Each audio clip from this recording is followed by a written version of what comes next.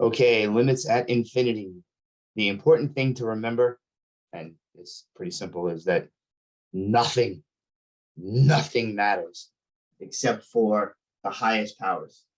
All the other terms are completely irrelevant. And the other important thing to keep in mind is that whenever you see this, doesn't matter this number could be 4, could be 40, whatever it is. If this number is not changing and the bottom is growing larger and larger, this fraction goes off to 0. So with this in mind, these go very quick. So hopefully this will be one of the short videos. So these are the problems from the classwork. The number 2 here, you're looking at the highest power on top, highest power on bottom. You ignore everything else. If the bottom is higher, it's 0. The x squared cannot keep up with x cubed. So this whole fraction goes off to 0. When you look at this one, the top is higher. Now you gotta be careful here.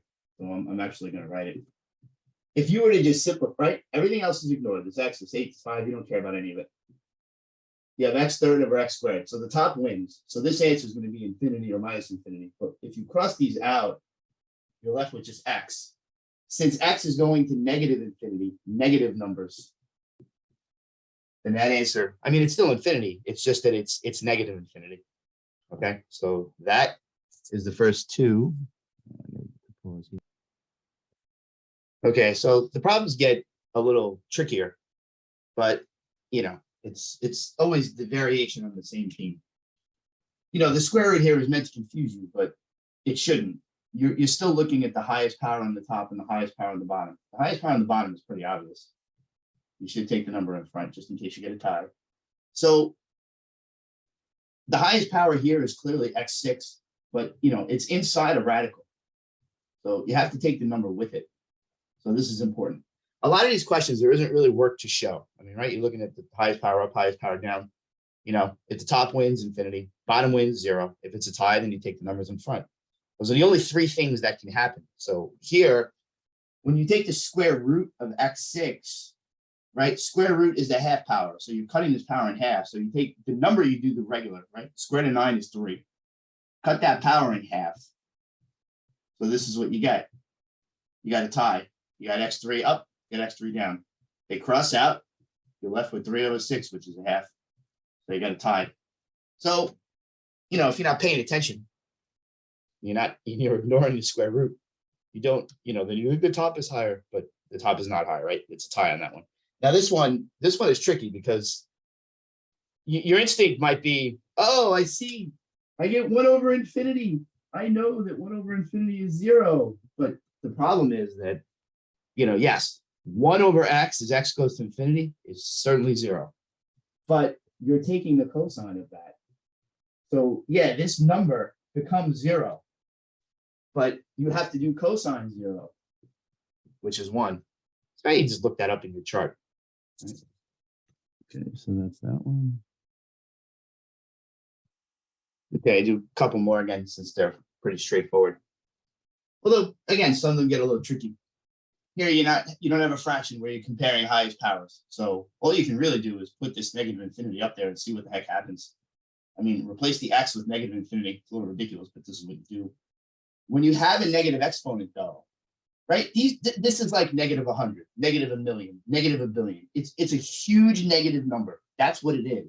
So when you do 2 to a negative power, you flip it over and you change the sign of the power. Now here, this is 2 to the million, 2 to the billion, 2 times 2 times 2.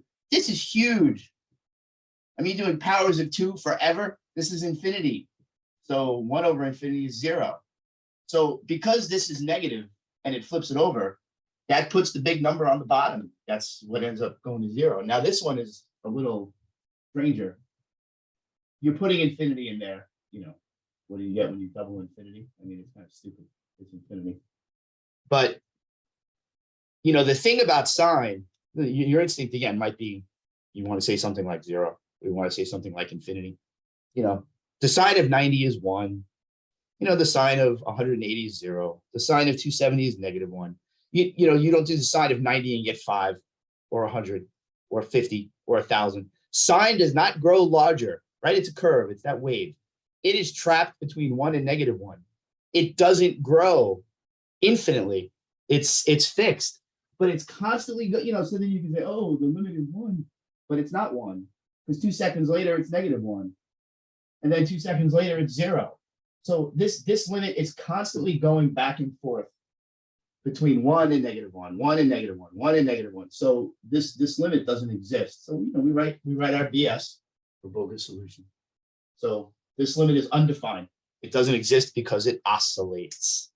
You could write that if you want to sound smart and fancy. Okay, I've decided to jump around here just to get in as many as I can and show you where you might get fooled. So I went to 13.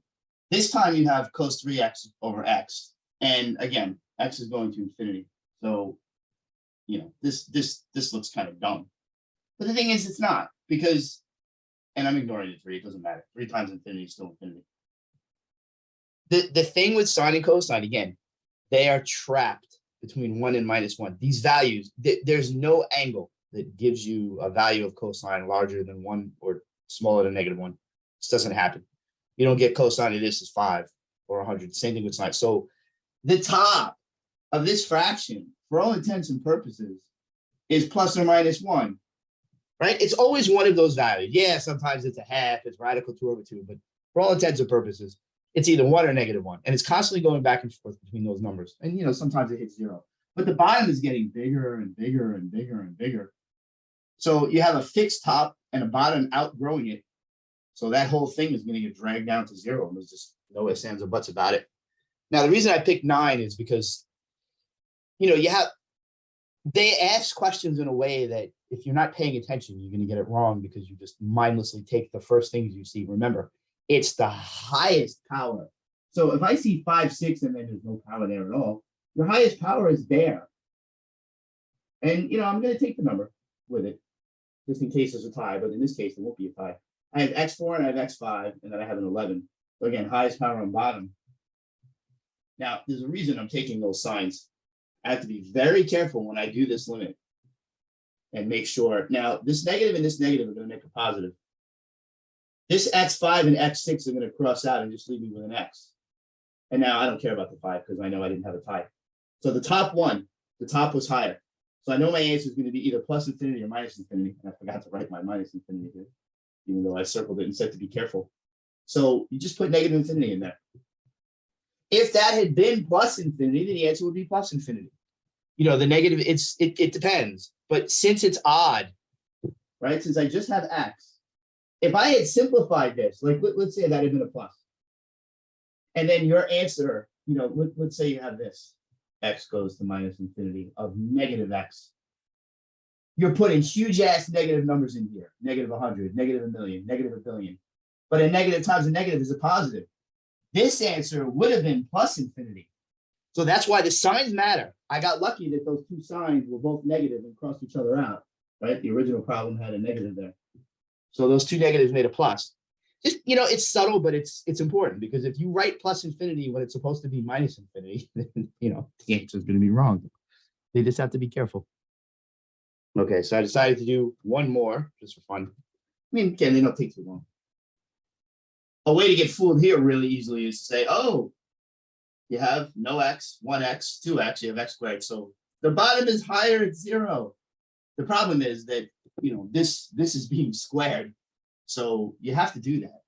So I'm going to square the top.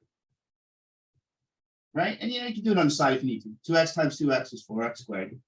When you multiply the middles, right? Just picture 2x plus 1, 2x plus 1. Foil it out.